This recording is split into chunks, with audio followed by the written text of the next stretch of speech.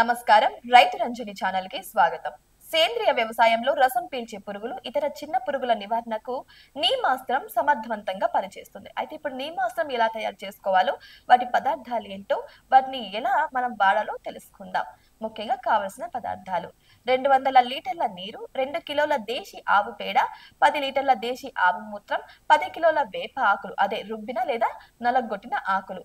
ఇప్పుడు తయారు చేసే విధానం చూద్దాం. అయితే పైన తెలిపిన పదార్థాలన్నిటినీ కూడా ఒక డ్రమ్ములో కలిపి దానిపై ఏదైనా కప్పి నీడలో ఉంచాలి. ఇక 2 రోజుల పాటు 3 పూటల సవ్య దిశలో కలయబెడుతూ ఉండాలి. ఈ మిశ్రమాన్ని మొదటగా గంపలో, తర్వాత వస్త్రంలో వడపోసి నిల్వ చేసుకోవాల్సి ఉంటుంది అన్నమాట. సో ఇప్పుడు తయారు చేసుకునే విధానం చూసాము.